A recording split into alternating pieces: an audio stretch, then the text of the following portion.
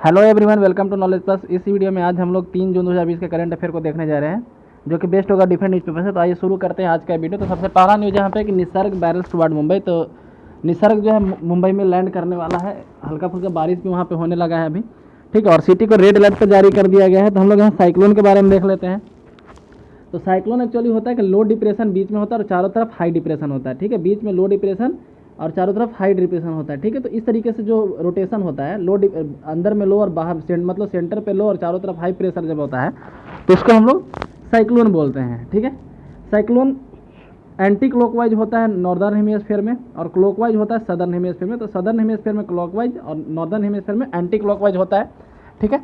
Cyclone को naming करने के लिए क्या सिस्टम है, जैसे यहाँ पे बताया जा रहा है कि निसर्ग साइक्लोन है। तो साइक्लोन का नाम कौन देता है? तो इसका नाम देने के लिए WMO के द्वारा यानी वर्ल्ड मेट्रोलॉजिकल ऑर्गेनाइजेशन के द्वारा 6 संस्था दुनिया में आइडेंटिफाई किया गया है और सबको एक रीजन बांट दिया गया है कि आपको इस रीजन में नाम देना है।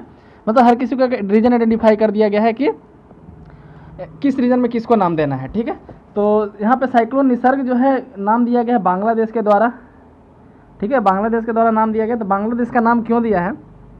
तो इंडियन ओशन रीजन में जितने भी साइक्लोन आते हैं, मतलब Arabian Sea, Bay of Bengal, Indian Ocean वाले रीजन में जितने भी साइक्लोन आते हैं, तो WMO को द्वारा यानी वर्ल्ड मेट्रोलॉजिकल ऑर्गेनाइजेशन के द्वारा 6 ऑर्गेनाइजेशन को, 6 संस्था को ये दिया गया है काम कि आपको नेमिंग करना है, ठीक है। उस 6 संस्था में से IMD जो हमारे कंट्री का है, IMD इंडियन मेट्रोलॉजिकल डिपार्टमेंट 1875 में इसका स्थापना हुआ था, मिनिस्ट्री ऑफ अर्थ साइंसेज के अंदर आता है, ठीक है।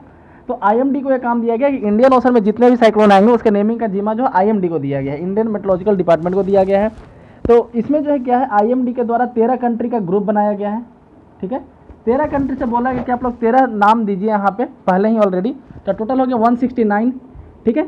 और इसको एक कंट्री को जो असेंडिंग ऑर्डर अल्फ़ाबेटिकल ऑर्डर में रखा जाता है, कंट्री को अल्फ़ाबेटिकल ऑर्डर में रखा जाता है और हर किसी का पहले पहला नाम यूज किया जाता है, उसके बाद फिर दूसरा नाम हर किसी का यूज किया जाता है सारे कंट्री का, फिर तीसरा नाम। इस तरीके से 169 नेम का लिस्ट अभी IMD के पास है। इसके पहले 8 कंट्री का लिस्ट था। पहले जो था 8 कंट्री से 8 नाम मांगा गया था, तो 64 नाम था।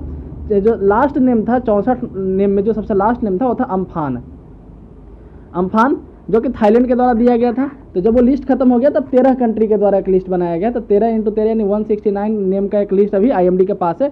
तो उसी नेम में जो पहला नेम था उसका नाम था निसर्ग, जो पहला नेम था उसका नाम था निसर्ग।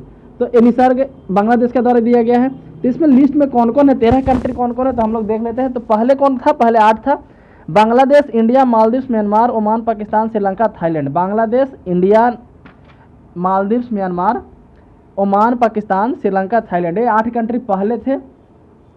अब 5 कंट्री और ऐड हो गए हैं। तो अब कौन ऐड हो गया है? तो Iran, Qatar, Saudi Arabia, UAE और Yemen. Iran, Qatar, Saudi Arabia, UAE और यमन। तो अगला जो नेम होगा किसके द्वारा दिया जाएगा? यदि इसको असेंडिंग ऑर्डर में रखे अल्फ़ाबेटिकल ऑर्डर में, तो बांग्लादेश B सबसे पहले था, इसलिए उसका नाम उसके द्वारा सुझाया गया, नाम लिया गया। अगला नाम जो है इंडिया के द्वारा जो सुझाया गया है ना। उसके बाद B के बाद I ही आता है इसमें, यदि हम लोग इसको अल्फ़ाबेटिकल रखें तो इस 13 लिस्ट में। तो अगला नाम जो होगा इंडिया के द्वारा जो सुझाया गया है उसका पहला नेम यूज होगा। उसके बाद ईरान का जो पहला नेम है उसको यूज किया जाएगा, ठीक है। उसके बाद फिर मालदीव्स का पहला नेम यूज किया जाएगा, उसके बाद म्यांमार का, उसके बाद ओमान का, उसके बाद कतर का, उसके बाद पाकिस्तान का, उसके बाद कतर का, है ना। तब सऊदी अरेबिया, तब श्रीलंका, फिर थाईलैंड, UAE और यमन। इस तरीके से 13 कंट्री का फर्स्ट नेम। जब सबका पहला नेम खत्म हो जाएगा तो दूसरा नेम से स्टार्ट किया जाएगा, फिर से बांग्लादेश से स्टार्ट किया जाएगा, है ना। बांग्लादेश का जो दूसरा नेम दिया गया होगा, इंडिया की तरफ से जो दूसरा नेम दिया गया होगा। तो इस तरीके से 13 कंट्री का एक लिस्ट है जहाँ से इस नाम को दिया जाता है, ठीक है। अम्फान जो आया था याद रखिएगा, थाईलैंड के द्वारा नेम दिया गया था और पुराने वाले लिस्ट का सबसे लास्ट नेम था, ठीक है। और ये जो निसर्ग है नए वाले लिस्ट का सबसे पहला नाम है, ठीक है। यानी 169 नेम का एक लिस्ट अभी एकदम फ्रेश प्रिपेयर्ड है जिसमें पहला नेम है निसर्ग, ठीक है। ये दिया गया है बांग्लादेश के द्वारा, अरेबियन सी में आया है, ये याद रखिएगा। नेक्स्ट न्यूज हम लोग यहाँ पे देखते हैं, और IMD के बारे में देख लिया पहले कि 1875 में स्थापना हुआ था, मिनिस्ट्री ऑफ अर्थ साइंसेज के अंदर आता है, ठीक है। नेक्स्ट न्यूज हम लोग देखते हैं कि चाइना मेड सिग्निफिकेंट डिप्लॉयमेंट। तो राजनाथ सिंह का कहना है कि चाइना जो है मतलब कि बॉर्डर के आसपास ज़्यादा ट्रूप्स का नंबर बढ़ा रहा है, कुछ ज़्यादा डेवलपमेंट कर रहा है, मतलब उधर जो है मूवमेंट जारी है, ये राजनाथ सिंह का कहना है। कल पहली बार जो है आई थिंक डिफेंस मिनिस्टर के द्वारा इस तरह का बयान आया है ना। तो ये न्यूज़ से बस इतना ही। याद रखिए LAC जो है लाइन ऑफ एक्चुअल कंट्रोल किसके किस बाउंड्री है, किसके बीच में है? तो इंडिया और चाइना के बीच में। इंडिया और चाइना के बीच में मैकमोहन लाइन भी एक बाउंड्री है। नेक्स्ट यहाँ पे है कि किस तरीके से इंडिया में केस जो है बढ़ गया। कल 8000 से ऊपर केस आए हैं, मोर देन 8000 केस इंडिया में रिकॉर्ड किए गए हैं, ठीक है। आप देख सकते हैं 50,000 केस होने में 97 दिन लग गए थे। उसके बाद 50,000 से 1 लाख होने में मात्र 12 दिन लगे, और 1 लाख से 1.5 लाख होने में 8 दिन और 1.5 लाख से 2 लाख होने में मात्र 7 दिन लगे। तो एक रैपिड मूवमेंट यहाँ पे हो रहा है, आप देख सकते हैं, ठीक है। Next, Trump invite Modi for G7 summit. तो ट्रंप जो है मोदी को इन्वाइट किया G7 समिट के लिए। इसके पहले भी इंडिया को इन्वाइट किया गया था, पिछले बार जब फ्रांस में समिट हुआ था, फ्रांस के बियारिट्ज में हुआ था, ठीक है। वहाँ का एक बियारिट्ज एक शहर है, ठीक है, इसको जैसे ही प्रोनाउंस आप कर सकते हैं, स्पेलिंग ये होता है। तो वहाँ पे हुआ था, वहाँ भी इंडिया को इन्वाइट किया गया था, तो मोदी जी वहाँ पे गए थे। आप देखे होंगे यदि उस समय याद हो, करंट अफेयर को फॉलो करते हो तो इस बार भी फिर से बुलाया गया है। कुछ दिन पहले न्यूज़ में आया था कि ट्रंप जो है G7 को G10 या G11 बनाना चाहते हैं। एक्चुअली G10 क्यों बनाना चाहते हैं, क्योंकि पहले G8 था, ग्रुप ऑफ 8 कंट्री था, उसमें रसिया को हटा दिया गया था क्रीमिया इशू के कारण, ठीक है। क्रीमिया एक रसिया और किसी और कंट्री के बीच में, ठीक है, काफ़ी ज़्यादा वहाँ पे प्रॉब्लम, दोनों में विवाद था। तो रसिया क्रीमिया को एनेक्स कर लिया, मतलब अपने कंट्री में मिला लिया। तो इसी इशू के कारण G7 कंट्री जो थे, ठीक है, रसिया को एक्सपेल कर दिए, तो G8 से G7 बन गया। अब फिर ट्रंप के द्वारा कहा गया था कि रसिया को वापस लिया जाए। तो G7 तो अभी एक रसिया, उसके बाद इंडिया, ऑस्ट्रेलिया और साउथ कोरिया, 3 कंट्री को लिया जाए, तो G11 बनाया जाए, ठीक है। तो इस तरीके से तो हम लोग जान लेते हैं G7 के बारे में देख लेते हैं। तो G7 का स्थापना का मेन पर्पज़ था, 1973 में एक ऑयल क्राइसिस आया था, 1973 में एक ऑयल क्राइसिस आया था, ठीक है। उसी से निपटने के लिए, मतलब कि आगे कोई ऐसा क्राइसिस ना हो, कुछ उस समय के जो हाईली इंडस्ट्रियलाइज नेशन थे, जो जहाँ पे बहुत ज़्यादा इंडस्ट्री था, वो 6 कंट्री उस समय मिले 1975 में, 1975 में 6 कंट्री मिले और आपस में एक ग्रुप बनाया जिसका नाम रखा गया G6, ठीक है। तो G6 बनाया गया 1975 में, ठीक है, 1975 में G6 बनाया गया। उसके बाद 1976 में इसमें कनाडा ऐड हुआ, तो हो गया G7, ठीक। और इस G7 आराम से चल रहा था। उसके बाद 1998 में, यानी कि लगभग उसके 22 साल बाद 1998 में G8 बन गया, क्योंकि रसिया इसमें ऐड हो गया था। उसके बाद रसिया को एक्सपेल किया गया 2014 में क्रीमिया इशू के कारण, ठीक है, क्रीमिया के एनेक्सेशन के कारण 2014 में जो है रसिया को हटा दिया गया बाहर। और फिर अब जो है फिर वापस से मिलाया गया। तो G7 में है कौन कौन अभी, तो अभी USA है, UK है, फ्रांस, इटली, जर्मनी, जापान और कनाडा, ये 7 नेशन अभी हैं। USA, UK, France, Italy, Germany, Japan और कनाडा, ये 7 नेशन हैं, ठीक है। से जो 6 नेशन मिले थे 1975 में, जो 6 नेशन वो कौन कौन थे, तो कनाडा को छोड़ दीजिए इसमें से, तो बाकी 6 होते, ठीक है। तो कौन कौन, USA, UK, France, Italy, Germany और जापान, ठीक है। ये 6 नेशन पहले मिले थे 1975 में। उसका G7 बना था ये 1976 में। 1998 में रसिया बना था, मतलब रसिया है, तो ये G8 बन गया। फिर 2014 में फिर से G7 बन गया, ठीक है। ये था G7 समिट के बारे में। अभी G7 समिट जो है न्यूयॉर्क में होने वाला था, USA में होने वाला था, जिसको भी कैंसिल कर दिया गया है कोरोना वायरस के कारण। तो वहाँ पर फिर से मोदी को बुलाया जाएगा, ऐसा ट्रंप का कहना है, ठीक है। Next, uneasy frontier robes Ladakh heard of pastures. तो यहाँ पे एक बताया गया कि कुछ जो हर्ड कम्युनिटी, मतलब कि जो उनके लिए चारागाह के ज़मीन पर चाइना के सैनिकों के कारण मतलब कब्जा हो गया वहाँ पे, जिसके कारण सब अपना चारागाह में वो नहीं, मतलब जानवर को चराने जा सकते हैं, ठीक है। मतलब कि वहाँ पे चाइनीज ट्रूप का नंबर बढ़ गया है, इसलिए जानवर को लेकर वो नहीं जा सकते हैं। यहाँ पे दिखाया, तो यहाँ पे याद रखिए कुछ यहाँ पे ट्राइब का मेंशन किया गया है। जैसे यहाँ पे एक है, एक मिनट,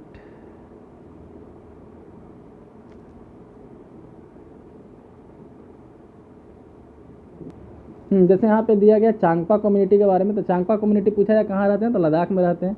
उसके अलावा कुछ वैली का नाम दिया हुआ है यहाँ पे, जैसे चांगथंग प्लेट्यू, ये लद्दाख में है, चांगथंग प्लेट्यू लद्दाख में है। उसके बाद फिर यहाँ पे है एक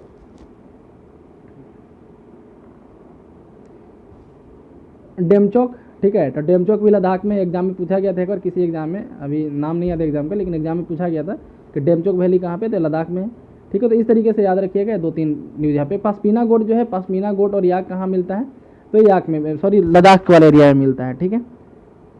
नेक्स्ट न्यूज़ यहाँ पे locust attack high alert in 9 district of Orissa. तो लोकस्ट जो है उड़ीसा तक पहुँच गए हैं इस तरह से। तो लोकस्ट अटैक पिछले 2-3 दिन से न्यूज़ में हम इसको कवर भी कर रहे हैं। तो लोकस्ट एक्चुअली होते क्या है, तो शॉर्ट हॉर्न्ड ग्रास होपर होते हैं, ठीक है, छोटे सींग वाले ग्रास होपर होते हैं। नॉर्मली जो हम लोग आसपास के इलाकों में ग्रास होपर देखते हैं, उसी का छोटा सा सींग होता है। अब सींग मतलब काफ़ी हार्ड नहीं होता, छोटा सा बस एक सींग जैसा निकला हुआ होता है, जैसे आप यहाँ पे देख सकते हैं, ठीक है।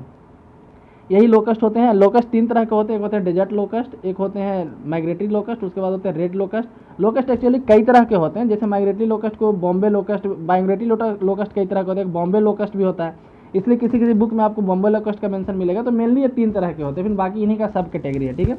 तो इंडिया में जो आते हैं ज़्यादातर वो डेजर्ट लोकस्ट होते हैं। इंडिया में जो आते हैं वो डेजर्ट लोकस्ट होते हैं। एक्चुअली ये जो हॉर्न ऑफ अफ्रीका वाला रीजन है, हॉर्न ऑफ अफ्रीका, ऐसे जहाँ पे अफ्रीका का मैप है ना, इस कॉर्नर पे, उसको हॉर्न ऑफ अफ्रीका बोलते हैं। इसमें 4 देश आता है। सीड याद रखिएगा, सोमालिया, इथोपिया, इटीरिया और डिजुबाती, ये 4 देश मिलकर हॉर्न ऑफ अफ्रीका बनाते हैं।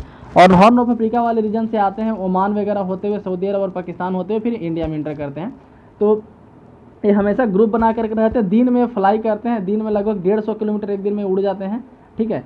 और लेकिन ये रात को रेस्ट करते हैं, रात को रेस्ट करते हैं, यही सबसे बड़ा चैलेंजिंग है, यही सबसे बड़ा चैलेंजिंग है कि रात को जब रेस्ट करते हैं तो हमेशा ये हरे भरे घास जहाँ पे दिखता है, जहाँ भी इनको ग्रीनरी दिखता है वहाँ पे रेस्ट करते हैं और फिर वो सारे फसल को वहाँ पे बर्बाद करके चले जाते हैं, ठीक है। तो लोकस्ट का मेन यहाँ पे था, लोकस्ट वार्मिंग ऑर्गेनाइजेशन एक है और राजस्थान में उसका हेडक्वार्टर है, ठीक है। लोकस्ट वार्मिंग ऑर्गेनाइजेशन का हेडक्वार्टर कहाँ है? लद्दाख में है। नेक्स्ट है कि scientist identify second most common corona virus type in India. तो साइंटिस्ट के द्वारा इंडिया में एक दूसरे तरह का कोरोना वायरस मिला है। तो एक्चुअली कोरोना वायरस जो कई तरह के जो वायरस है अपने आप को म्यूटेट कर रहा है, म्यूटेट कर रहा है कहने मतलब कि अपना स्वरूप बार बार बदलते जा रहा है, ठीक है। तो कितने तरह के अभी तक वायरस मिल चुके हैं पूरे दुनिया भर में देखा जाए तो अभी लगभग 11 तरह के वायरस जो है मिल चुके हैं, 11 तरह के SARS-CoV-2 वायरस मिल चुके हैं, 11 टाइप के, ठीक है, ग्लोबली पूरे दुनिया में देखा जाए। तो इंडिया में किस तरह के वायरस अभी तक मिल रहे थे? तो अभी जो है इंडिया में A2A वायरस एक मिल रहे थे, ठीक है, A2A वायरस मिल रहे थे। एक मतलब कोरोना वायरस में भी कई 11 तरह के जो वायरस हैं कोरोना वायरस के अंदर में, उसमें एक वायरस का नाम है A2A वायरस, ठीक है। अभी जो एक नया डिस्कवर हुआ है उसका नाम है A3I वायरस, ठीक है, A3I वायरस। तो इस तरीके से एग्जाम में पूछा जा सकता है कि ये A2A, A3I ये सब न्यूज़ में था, किस लिए न्यूज़ में था या फिर ये क्या है, वहाँ पे 4 ऑप्शन दिया रहेगा डिफरेंट, है ना। तो यहाँ पे ध्यान रखिएगा कि ये जो है कोरोना वायरस का टाइप है और अभी तक दुनिया में 11 तरह के कोरोना वायरस ढूंढे जा चुके हैं, ये आप याद रखिएगा।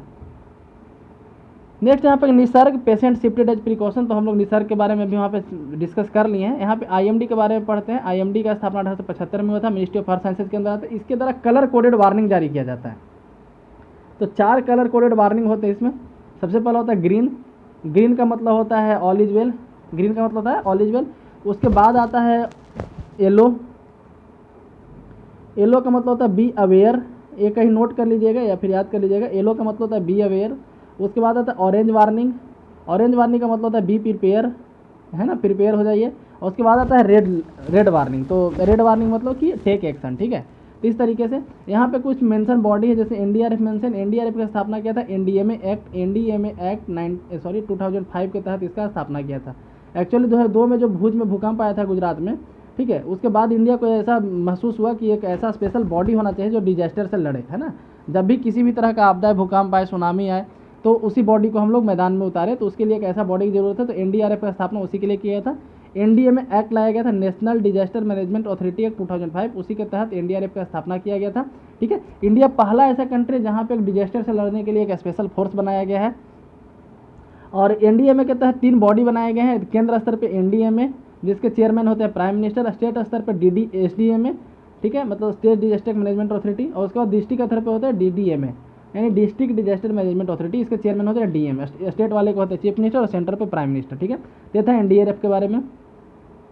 नेक्स्ट यहाँ पे France committed to deliver Rafale, Rajnath. तो राजनाथ सिंह जो हमारे रक्षा मंत्री, उनका कहना है कि फ्रांस जो है बोला है कि कोविड-19 के कारण कोई भी देरी नहीं होगा, ठीक है, और राफेल के डिलीवरी में। तो हम लोग राफेल के बारे में देख लेते हैं। याद रखिए राफेल कैसा है, तो ट्विन इंजन है, सबसे बड़ा नाम मतलब कि सबसे बड़ा यही इसमें डिफरेंस है।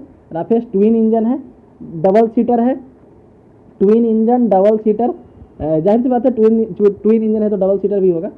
और इसके अलावा जो है राफेल जो है इसको बनाया जाता है, फ्रांस ओरिजिन का है, मतलब फ्रांस से लिया गया। इसको बनाया गया है कंपनी के द्वारा, कंपनी का नाम है डसॉल्ट एविएशन। इसको कई लोग डासो भी पढ़ते हैं, लास्ट का ELOT को साइलेंट कर देते हैं, ठीक है। तो डसॉल्ट एविएशन के द्वारा इसको बनाया गया है। राफेल को फ्रेंच ओरिजिन का है। राफेल कैसा है, तो ट्विन इंजन है, ये याद रखिएगा, ट्विन इंजन जेट है, मल्टीपर्पज जेट है। और जो हमारा ट्विन इंजन के मतलब कि इसका इतना बरीता क्यों दिया जा रहा है, इसको इतना मतलब कि ज़्यादा लाइट में क्यों लिया जा रहा है, तो क्योंकि हमारे पास जितने भी अवेलेबल, जैसे तेजस हमारे इंडिया का है, इंडिजिनस, मतलब इंडिया में डेवलप इसको किया गया है, हॉल के द्वारा बनाया जाता है, हिंदुस्तान एरोनॉटिक लिमिटेड के द्वारा इसको बनाया जाता है। तो वो सिंगल इंजन वाले हैं। हमारे पास जितना भी जेट है सब सिंगल इंजन वाला है, राफेल ट्विन इंजन का, इसलिए इसका इतना वेट किया जा रहा है, ठीक है। नेक्स्ट यहाँ पे कि 60 million could be pushed into poverty. तो हमें बताया गया वर्ल्ड बैंक के चीफ है अभी डेविस मालपास। तो पहला न्यूज़ तो यही से आ गया कि वर्ल्ड बैंक का हेड कौन है, तो डेविस मालपास है। और उनके द्वारा कहा गया है कि लगभग 60 मिलियन यानी कि लगभग 6 करोड़ लोग वापस पॉवर्टी की तरफ जा सकते हैं इस पेंडेमिक के कारण। मतलब जितने लोग पॉवर्टी से अभी उभरे थे उनका जॉब लॉस हो जाएगा या फिर उनको कई तरह के सामना मतलब कि झेलना पड़ेगा दिक्कत का, जिसके कारण से वापस तो पॉवर्टी में जा सकते हैं। तो हम लोग वर्ल्ड बैंक के बारे में जान लेते हैं। तो वर्ल्ड बैंक का स्थापना हुआ था जुलाई 1944 में, जुलाई 1944 में वर्ल्ड बैंक का स्थापना हुआ था, 1944 के जुलाई में स्थापना हुआ था। और वर्ल्ड बैंक में 2 ग्रुप आते हैं एक्चुअली। वर्ल्ड बैंक ग्रुप यदि बोला जाए, वर्ल्ड बैंक ग्रुप बोला जाए तो उसमें 5 बॉडी आते हैं ना, इसको कभी बाद में डिस्कस कर लेंगे पांचों बॉडी को। उसमें 5 बॉडी आते हैं, पूरा मिला के वर्ल्ड बैंक ग्रुप बोला जाता है। यदि सिर्फ वर्ल्ड बैंक बोला जाए तो उस 5 में से 2 बॉडी है, एक है IBRD और एक है IDA, ठीक है। ये दोनों को नॉर्मली वर्ल्ड बैंक बोला जाता है, ठीक है। तो यदि सिर्फ वर्ल्ड बैंक बोला गया मतलब ये दोनों बॉडी का बात किया जा रहा है, और इसके अलावा 3 बॉडी और हैं, ठीक है। ऐसे मतलब जैसे 2 बॉडी है, 3 बॉडी इसके अलावा और हैं, ये पांचों को मिलाकर बोला जाता है वर्ल्ड बैंक ग्रुप, ठीक है। तो वर्ल्ड बैंक और वर्ल्ड बैंक ग्रुप में क्या अंतर है अभी हम यहाँ पे देखें। IBRD का फुल फॉर्म होता है international bank of reconstruction and development. IBRD का फुल फॉर्म होता है international bank of reconstruction and development, और IDA का फुल फॉर्म होता है इंटरनेशनल डेवलपमेंट एजेंसी। IBRD के 189 मेंबर हैं, IDA के 173 मेंबर हैं, ठीक है। ये था वर्ल्ड बैंक के बारे में। इसका स्थापना था जुलाई 1944 में, वाशिंगटन DC में इसका हेडक्वार्टर है। ये 5 वर्ल्ड बैंक ग्रुप की बात किया जाए तो उसमें 5 बॉडी है, लेकिन सिर्फ वर्ल्ड बैंक बोला जाता है तो उसमें 2 बॉडी का नाम नहीं आता है। एक होता है IBRD और एक होता है IDA। IBRD यानी कि international board of reconstruction, international bank of reconstruction and development और इंटरनेशनल डेवलपमेंट एजेंसी, ठीक है। तो इस तरीके से था वर्ल्ड बैंक के बारे में। यहाँ पे याद रखिएगा वर्ल्ड बैंक को और IMF को, ठीक है, ये दोनों को ब्रेटन वुड ट्विंस बोला जाता है। ब्रेटन वुड एक जगह का नाम है, Brayton would twins, Brayton would twins बोला जाता है वर्ल्ड बैंक प्लस IMF को। IMF यानी कि इंटरनेशनल मॉनेटरी फंड और वर्ल्ड बैंक को दोनों साथ में ब्रेटन वुड ट्विंस बोला जाता है, ठीक है। नेक्स्ट यहाँ पे case count near 2 lakh mark ICMR से फार अवे फ्रॉम पीक। तो अभी जो है लगभग 2 लाख केस हो चुके हैं, आई थिंक 2 लाख पार कर चुका है इंडिया में। और तो ICMR के द्वारा इस पर कहा गया कि अभी भी पीक पे नहीं पहुंचा, मतलब अभी भी इंडिया जो है टॉप पे नहीं पहुंचा है। मतलब इंडिया में जो केस आना है अभी भी नीचे नहीं गिर जाएगा, मतलब कि नीचे कब जाएगा, जब पीक पे पहुँचेगा उसके बाद फिर वहाँ से नीचे चालू होगा, ठीक है। तो अभी बोला कि अभी भी निकल सकता है, अभी बहुत ज़्यादा निकलेगा, ऐसा ICMR का कहना है। तो ICMR के बारे में जान लेते हैं। ICMR का स्थापना हुआ था 1911 में, लेकिन उस समय इसका नाम ICMR नहीं था। 1911 में जब इसका स्थापना हुआ था 1911 में, ठीक है, तो उसमें इसका नाम IRFA था, यानी इंडियन रिसर्च फंड एसोसिएशन। इस नाम से इसको स्थापित किया गया था 1911 में, इंडियन रिसर्च फंड एसोसिएशन।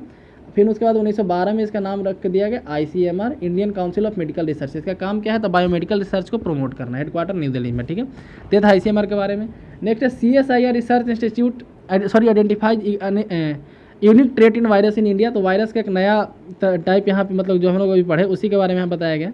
तो CSIR के बारे में हम लोग यहाँ पे जान लेते हैं। CSIR का फुल फॉर्म होता है council of scientific and industrial research, council of scientific and industrial research.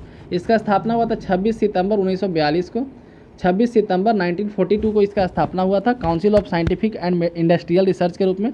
इसका स्थापना करने में 2 आदमी का नाम मेन आता है। एक है आर्कोट रामास्वामी मुदलियार, एक आदमी का नाम है आर्कोट ARCOT आर्कोट रामास्वामी मुदलियार, ठीक है।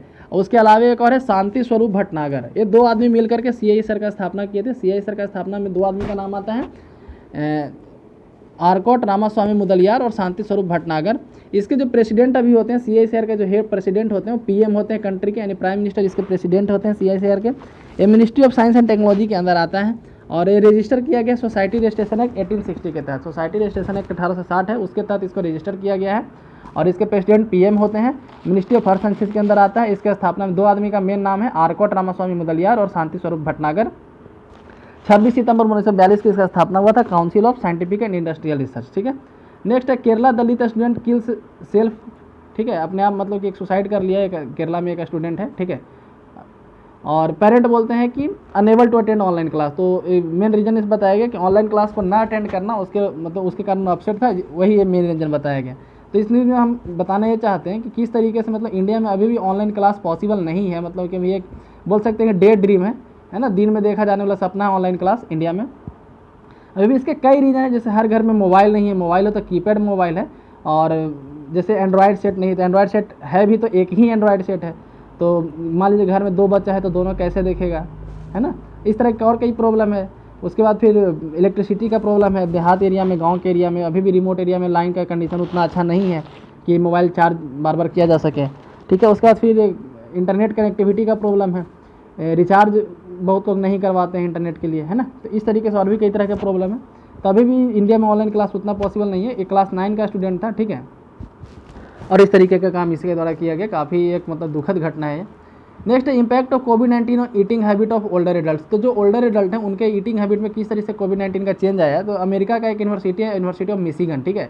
मिशिगन एक लेक का भी नाम है। तब बताइए मिशिगन लेक कहाँ पे है, ठीक है, कौन से कंट्री में है, ये इतना ही बता दीजिए मिशिगन।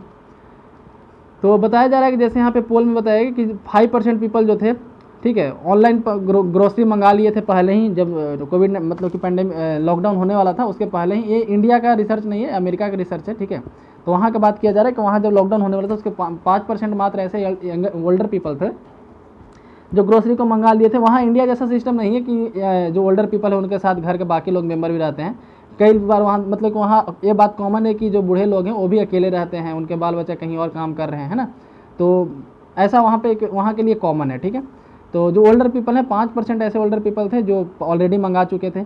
उसके अलावा देखा जाए तो 11% of older adults eat fast food 3 times a week. तो बहुत लोग जो फास्ट फूड खाते थे सप्ताह में 3 बार, ठीक है, उनका ये सब कम हो चुका है, ठीक है। तो इस तरीके से काफ़ी ज़्यादा वहाँ पे चेंजिंग आया है। यहाँ पे और देख सकते हैं कि 50 से 80 के बीच में 50 से 80 के 2200 लोगों के बीच में सर्वे किया गया था यूनिवर्सिटी ऑफ मिशिगन के द्वारा। तो वहाँ पे ये बताया गया कि जैसे बाहर में फास्ट फूड खाते थे वो नहीं अब खा रहे हैं। उन पे घर पे कोई खाना बनाने आती थी तो वो अभी नहीं आ रही है। तो लोग खाना जिनको बनाने का आदत छूट गया था फिर बनाना जानते ही नहीं, तो उनको काफ़ी प्रॉब्लम हो रहा है ना। तो इस तरीके का रिसर्च यहाँ पे दिखाया गया है। नेक्स्ट यहाँ पे डिबेट ओवर होम्यो ड्रग। एक होम्योपैथिक ड्रग का नाम यहाँ पे आया। जैसे कुछ दिन पहले HCQ काफ़ी न्यूज में था, हाइड्रोक्सीक्लोरोक्विन, ठीक है। तो यहाँ पे एक होम्योपैथिक ड्रग का नाम आया है, इसका नाम है आयुष मिनिस्ट्री के द्वारा इसके लिए एडवाइजरी जारी किया गया है, आर्सेनियम एल्बम 30। ये होम्योपैथिक मेडिसिन है, आर्सेनिकम एल्बम 30। इसके द्वारा बताया गया कोविड-19 को ठीक करने में जो है काफ़ी कारगर है। हालांकि WHO या फिर ICMR का द्वारा बोला है कि ऐसा कोई सबूत नहीं है, कोई एविडेंस नहीं है, ठीक है। लेकिन आयुष मिनिस्ट्री के द्वारा कहा गया कि नहीं, इससे ठीक किया जा सकता है। मतलब मंत्री जी डॉक्टर बन चुके हैं अभी, तो इसी के ऊपर डिबेट चल रहा है। तो हम लोग इस मेडिसिन के बारे में देख लेते हैं, अगर मेडिसिन को क्यों न्यूज़ में लाया गया। तो आर्सेनिक एक होम्योपैथिक ड्रग है, आर्सेनिक एल्बम 30, ठीक है। और ये आयुष मिनिस्ट्री के द्वारा एक लिस्ट जारी किया गया था कि क्या क्या प्रिवेंटिव मेजर हम लोग कोविड-19 से ले सकते हैं, मतलब कोविड-19 से बचने के लिए हम लोग क्या क्या दवाई ले सकते हैं। तो क्योंकि अभी लॉकडाउन खुल चुका है तो लोग जा रहे हैं, तो रिस्क काफ़ी बढ़ चुका है यहाँ पे संक्रमण फैलने का, ठीक है। तो इस कारण से एक एडवाइजरी जारी किया गया था, preventive and prophylactic simple remedies. तो उसमें इसका भी नाम था, ठीक है। The debate steam over the fact that no scientific evidence. हालांकि इसके कोई साइंटिफिक एविडेंस नहीं है और इसको रिकमेंड किया गया स्टेट गवर्नमेंट के द्वारा। काफ़ी स्टेट गवर्नमेंट इसको रिकमेंड कर रहे हैं, जैसे राजस्थान, कर्नाटक, तमिलनाडु, आंध्र प्रदेश, केरला, ये सब जहाँ पे भी आयुष काफ़ी ज़्यादा, मतलब ये सब ऐसे स्टेट हैं जहाँ पे आयुष में जो आता है कोई ना कोई इसमें काफ़ी ज़्यादा फेमस है। जैसे केरला में आप जाइएगा तो वहाँ पे यूनानी सिस्टम काफ़ी फेमस है। उसी तरह से आप जाइएगा यदि तमिलनाडु में तो वहाँ पे सीधा सिस्टम काफ़ी फेमस है, ठीक है। और देखा जाए तो महाराष्ट्र वाले रीजन में आयुर्वेद काफ़ी फेमस है, मतलब वहाँ पे लोग अंग्रेजी दवाई से ज़्यादा आयुर्वेद वगैरह पे विश्वास करते हैं। तो ये सब जो एरिया है वेस्टर्न घाट का एरिया है, खास करके तमिलनाडु और केरला जो है कर्नाटका है, और यहाँ पे काफ़ी ज़्यादा मेडिसिनल प्लांट अवेलेबल है। तो इस कारण से वहाँ पे एलोपैथिक से ज़्यादा आयुष सिस्टम से ट्रीटमेंट होता है। तो ये सारे स्टेट में ऑलरेडी लोग अवेयर थे। इस पाँचों में से आयुष का फुल फॉर्म क्या होता है, आयुर्वेद, योगा, यूनानी, सीधा होम्योपैथ। तो इस तरीके से तो इसके द्वारा बताया गया है कि 4-5 स्टेट, हालांकि तो बहुत लोग जो है इसको बाई करने लगे, पैनिक बाई करने लगे। होम्योपैथिक मेडिसिन में इजीली अवेलेबल है मेडिसिन, ठीक है। इसके अलावा फिर हरियाणा प्रिजन डिपार्टमेंट में, मतलब हरियाणा के जेल में मुंबई पुलिस को भी ये दवाई दिया गया है। तो लोग जो जैसे उनको पता चला कि ये तो काफ़ी कॉमन दवाई है तो लोग जाकर के खरीदने लगे, ठीक है। ये ड्रग बनाया कैसे जाता है यहाँ पे बताया गया कि arsenic album is made by heating arsenic with distilled water. तो डिस्टिल्ड वाटर में आर्सेनिक को मिला करके हीट किया जाता है। हालांकि आर्सेनिक अपने आप में एक टॉक्सिक एलिमेंट, मतलब काफ़ी जहरीला एलिमेंट है। आर्सेनिक यदि बॉडी के अंदर जाता है तो बीमारी होता है। कमेंट सेक्शन में बताएं कि आर्सेनिक वाटर में यदि आर्सेनिक का मात्रा ज़्यादा हो तो कौन सा बीमारी होता है, ठीक है। काफ़ी कॉमन डिजीज है। The health hazards of arsenic contamination in water well known. तो जैसा कि जो हमें बताएं कि अभी जो है मतलब कि हेल्थ हैजर्ड जो आर्सेनिक कंटेमिनेशन का पानी में पानी में आर्सेनिक का कंटेमिनेशन होता है तो उससे काफ़ी ज़्यादा प्रॉब्लम भी है। तो जैसे यहाँ पे देखा है स्किन कैंसर, कार्डियोवास्कुलर डिजीज, ये सब भी होता है। तो यहाँ पे यही बताया गया कि आर्सेनिक एल्बम उसमें और क्या होता है। तो arsenic album is consider to correct inflammation in body, it take care of diarrhoea, cough and cold, ठीक है। इसे डायरिया, कफ और कोल्ड को ठीक किया जाता है। तो बस इतना इस न्यूज़ से याद रखिए कि आर्सेनिक एल्बम बनाया कैसे जाता है और किस लिए अभी न्यूज़ में था, ठीक है। नेक्स्ट यहाँ पे market ignores Modi's downgrade Sensex rise 32 points in 6 session. तो कल एक हम लोग न्यूज़ डिस्कस किए थे कि मूडीज एक रेटिंग एजेंसी है, उसके द्वारा इंडिया का जो रेटिंग है उसको घटा दिया गया था। मतलब पहले जो BAA2 था उसको BAA3 कर दिया गया है। तो मतलब कि मूडीज एक इनडायरेक्टली अपने जो इन्वेस्टर है मतलब कि इन्वेस्टर जो फॉरेन कंट्रीज में हैं उनको मूडीज ये बताना चाहता था कि इंडिया में अभी निगेटिव ग्रोथ होने वाला है, इंडिया में काफ़ी स्लो डाउन होने वाला है, आपका पैसा यदि आप लगाएंगे तो काफ़ी रिस्क रहेगा, घाटा लगने का काफ़ी ज़्यादा रिस्क है, ठीक है। तो मूडीज का ऐसा कहना था निगेटिव दे करके, यानी BA3 करके BA2 रेटिंग से। तो अभी उसके बिल्कुल विपरीत यहाँ पे काम हुआ है। कल जो है मार्केट काफ़ी अच्छा चला और काफ़ी ज़्यादा इन्वेस्टमेंट भी हुआ इंडिया में। तो वहीं बता दें कि मार्केट इग्नोर्स मूडीज है ना, तो मूडी का जो आया था डाउन मतलब कि रिपोर्ट जो आया था उसको इग्नोर करते हुए मार्केट में काफ़ी अच्छा कल इन्वेस्टमेंट हुआ है। तीन इस न्यूज़ से बस इतना ही याद रखिए, मूडीज के द्वारा इंडिया का जो रैंकिंग है BA2 पहले था, अब BAA3 कर दिया गया, ठीक है। BA3 मतलब निगेटिव ग्रोथ होता है, इसका मतलब स्टेबल ग्रोथ होता है, ठीक है। मतलब BA2 का मतलब आपको फायदा होना हो, घाटा नहीं लगेगा। BA3 का मतलब कि आपको घाटा लगेगा, ठीक है। ये बताना चाहता है मूडीज अपने इन्वेस्टर्स को। तो लेकिन इसके बात को ना मानते हुए मतलब इन्वेस्टर के द्वारा मार्केट में इन्वेस्ट किया गया है, ठीक है। तो आज के न्यूज़ डिस्कशन से बस इतना ही। यदि वीडियो पसंद आए तो लाइक करें, चैनल को सब्सक्राइब करें। धन्यवाद।